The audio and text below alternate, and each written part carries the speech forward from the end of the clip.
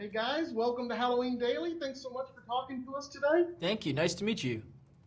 It's great to meet both of you. I love this new movie, Hell of a Summer. I watched it the other night and had a blast with it. I'd love to zoom in on, if we can for just a minute, the mask itself. We're always excited to talk about a new slasher which you've introduced here. And was the mask, was it always going to be the devil, or were there other considerations or other looks that you considered? Well, yeah, it's such a thing. It's so important in slasher films having a mask and a killer that feels really iconic and special and unique. And it took a long time. In the script, for the longest time, the character was just referred to as the figure, which I think is maybe from Halloween. I think Halloween does that, but we did it as well. And we didn't really know what exactly that meant. We just wanted it to feel like... I think the devil stuff really came actually from Hell of a Summer and this idea of wanting, without spoiling too much, the idea that the killer is selecting this mask for the same reasons that we're selecting it, because it's aesthetically pleasing, because it is sort of like this iconic symbol. It came from like the reality in the world and the character's motivation as much as anything else. So like it would have been cool to do something like really out there, but at the same time we wanted it to feel like it made sense for the story. Absolutely. Now, with the genre influences, obviously there's a lot of love and kind of homage paid to some classics, but then I love how you subvert a lot of our expectations that those of us that are seasoned slasher viewers might come to expect, kind of going the opposite way sometimes. Can you talk about that a little bit, about maybe some of the tropes that you wanted to avoid as opposed to some of the inspirations that you were more than happy to lean in? I feel like that's something we talked about a lot in the writing process, of like what we didn't like about these movies and like what we didn't like about what slashers got wrong or what coming of age movies got wrong. And I think some of the things, that we didn't put in, like, stuff about when people split up, or like when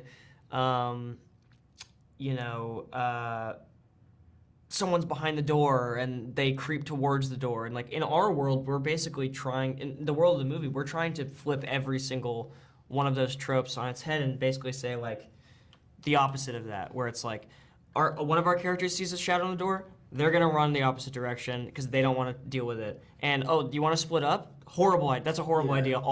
Then we'll be separated. So it's like, for us, a big theme of the movie was setting up these things that everyone thinks, is going to happen, and then just kind of making it fall flat. My biggest pet peeve is when people are just conveniently stupid for the sake of the plot, and they just are like, they all of a sudden their character changes, and they're like, oh, let me just go check out this thing, and then, oh, they're dead because we just need to get to the next kill.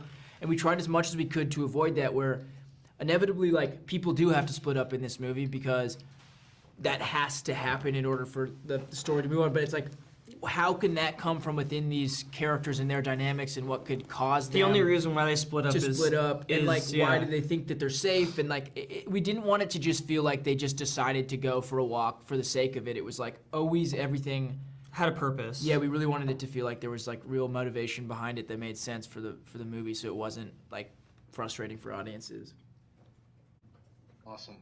Now, as fans of the genre, have you thought about or talked about the fact that this might be a franchise starter, and it could be something that fans are still obsessing over down the line? That would be if people thought that would be amazing. I hope that the movie does well enough that people think that. I love these characters, and first of all, thank you for saying that. We haven't really put too much thought into it. Obviously, we've kicked around ideas. We've been working on this project for like 6 years, so throughout the process, there's been moments where we go, oh, wouldn't this be funny, like a funny, interesting thing to explore in this world? But I think for the most part, I think we kind of wanted to make a standalone film. No, I think we want to make a standalone film. We also love the characters, and like if that were to ever happen, I think we'd have to kind of flip it again and do something that people wouldn't expect. So still making it horror, but maybe tackling maybe a different genre or something. I think that would be the way to do it. Very cool. And I was going to ask that if your next project might be in the horror realm. I'm just going to throw this out there. When the time comes for a sequel, I was thinking about it today. Hell of a Halloween has a good, cool ring to it. Just throwing it out there. Listen, we love how I'm born on Halloween. I love Halloween. Billy's I'm a Halloween favorite kid. Yeah. his favorite holiday, right? Yeah. Well, yeah. As a kid, I didn't really understand. My birthday, my favorite Well, holiday. I was like, how come on everybody else's birthday nobody gets free candy and there's not like a Right. party? I didn't really get that it was like my birthday was not the most important thing for everybody on that day. Right. But I love Halloween movies. I think like I've always wanted to make a Halloween movie that maybe wasn't a scary movie. I wanted to make a movie to set around Halloween in a different way. But we've talked about that. We've talked about winter. We've talked about a couple other winter. things. Fall's a pretty time though. So Yeah. Awesome. Well, cool. I'll be looking forward to it, whatever it is. Well, I love the movie. I think that's all the time we have today. I know you guys are super busy, but No problem. thank you so much for talking to us today. Great job. on Thank the you. film. And instead of saying goodbye, every day's Halloween for us, so we always wrap by saying Happy Halloween. Yeah, happy Halloween, man. to you as well. Yeah, thank you.